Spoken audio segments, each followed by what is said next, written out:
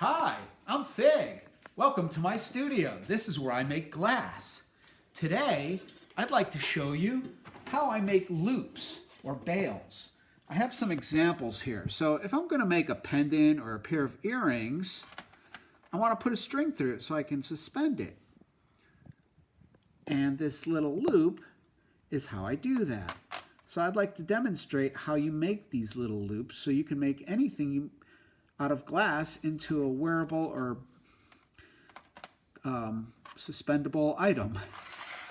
So to start to do this, I'm going to need some fire and some glass.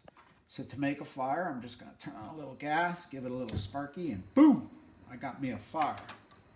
I'm going to add a little bit of oxygen and make it a little bit more intense of a fire. And I'm going to reach over here and grab my glasses because I got to protect my eyeballs. And then I have these 2 sticks of glass. So when you're making a loop on an object, say you're making a pendant, you make the pendant and then you could add a loop. But if you've never made a loop before, it could be a little bit daunting, or you've got to keep this item that you made alive while you made the loop. So we're just going to practice, and you would practice with a scrap piece of glass. I'll make a green loop on a black piece of glass. So to do that, we're going to imagine this black piece of glass is my pendant, and I'm just going to warm up the very tip of that where it was cut off with a saw, and I'm just going to melt that nice and smooth. There we go. It glows nice and orange. And now when I make the loop, I want to make it look like it belongs to the right size. So if you look at these items that I had before, that loop is neither too small or too big for the item that it's going to suspend. If it's too small, it's going to look like it's weak, and it probably will be weak. Conversely, if I've got a tractor tire on this little pendant, it's going to look stupid too. So we need to make the appropriate loop for the item in hand. So if you're using a scrap piece of glass, let's make the loop the appropriate size. And for the example for this demonstration, I want to make a little bit of a larger loop anyway so you can see what I'm doing. So to start with, I'm just going to make a little polka dot on the very end. I'm going to make a nice green polka dot, coil on some glass, melt it in, and you can see the glowing orange. It'll turn green as it cools off and becomes stiff and hard. And that's going to be my pedestal that I'm going to apply the loop on. So the next thing I'm going to do is I'm going to put another polka dot on top of that. Almost like I'm making a little snowman out of glass. And he's green. It's not easy being green. Anyways, I digress. So in previous videos, I've made rings. Unfortunately, I don't have a ring right here to show you, but the process is pretty much the same. The only difference is when I was making those rings, I would take a section of rod and I would attach it to another rod, and then I would bend it into a loop. This is the next stage, or the next step in the evolution of making a ring or a loop. Because what I need to do before I bend that circle is I need to draw out an amount of glass. So I'm going to melt more green glass here, more glass than I need for the basket handle of the loop than I actually need. And before I actually apply it, I'm going to put a polka dot on one side of that little dot on top, and I'm going to make another dot on the other side. So it almost looks like, I don't know, Mickey Mouse ears. But those are my landing pads, and if I didn't do the landing pads, I want the bottom of the loop to be right here, right at the very top here, and that is going to be in line with the very bottom of the pendant, which is, in this case, a stick. So by putting those 2 dots forward and aft, that's going to give me the landing points and make the center of the bottom of the loop dead center with the bottom of the pendant. If that makes sense. If not, you'll see as I do it. So once again, I'm going to melt a little bit more glass than I actually need, because I need, not only do I need length, I need the girth of this drawn out loop or basket handle to be the right diameter. So I'm going to attach, and then ever so slowly I'm going to draw my hands apart from one another. It's pretty juicy. I melted quite a bit more glass than I needed. But I'm going to use gravity, and as it's still moving, I stretch it as round as I can get. And then I'm going to use the flame to cut off the extra glass. I can actually pick off a little bit of the glass. Now all I need to do is bend it the rest of the way around. I can use tweezers or reaming rod.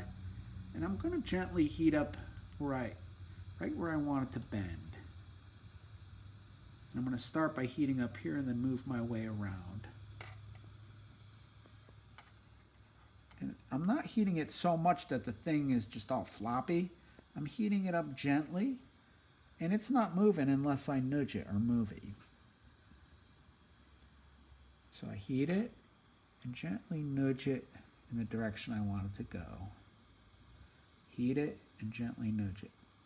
So the processes I did was I added glass, I put the first two polka dots, then I added a basket handle. Then the next process was I bent it around. Now I'm going to fuse that join right there. And get it really hot, melt it, it becomes fused. So now I've actually made a working hoop, but it's kind of ugly. A little Gumby head there. So the next processes I need to do is I need to shape that. And to do that, I'm either going to cause the glass to get stretch out, and here I go on the inside and I stretch, and that makes those walls stretch thin, or I need to make the walls thicker. If you look closely, right here and right here, it's thick. That basket handle is thin, and I want a nice even thing all the way around. The loops be even all the way around. So where I want it to get thin is that thick area. You'll notice I'll leave the rest of this cold. That means it's stiff. Heat up that, and it's glowing orange, and I could stretch it out. And now this wall is thinner and it matches the top here. And then I'll let that become stiff and then become like a bracket. So I can heat up this thick area on the opposite side. Get it from both sides, back. And just get in there and stretch it out. If an area is too thin, this little top part, what I can do is come to the outside and rub it.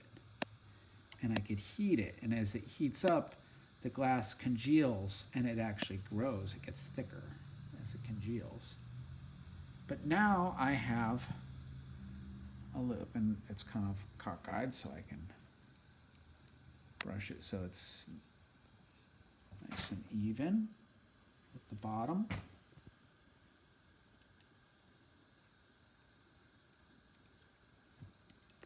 It's a little going off to my left, so I'm just going to continue futzing with it a little bit. But you could see it looks pretty even.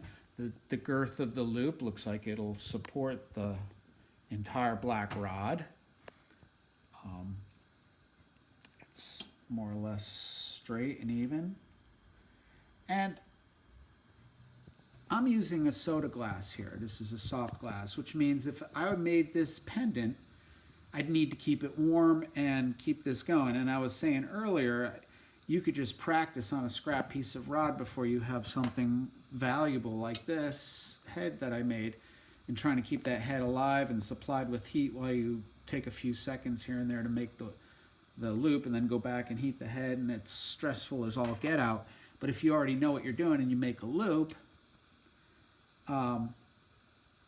you can do that more comfortably. The other thing you could do is you could transfer that loop onto a punty rod.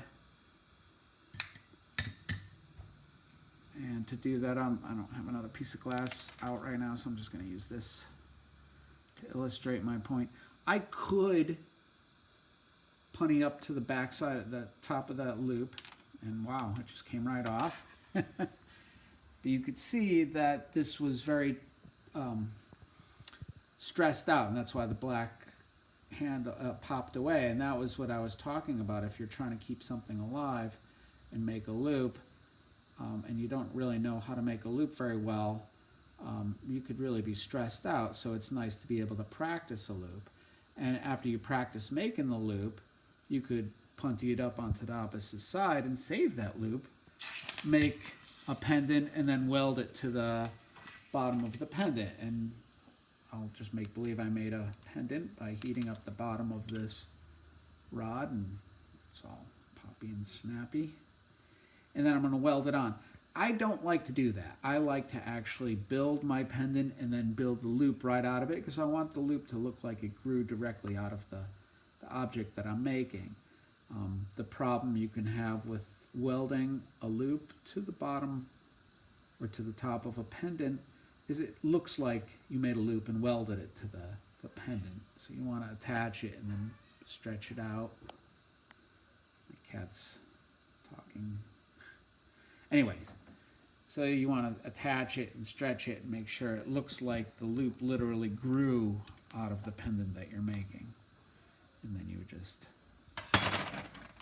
tap that off, fire polish the little belly button that you left on the top there, and it congeals nice and round for you. And that's generally how you would make a loop.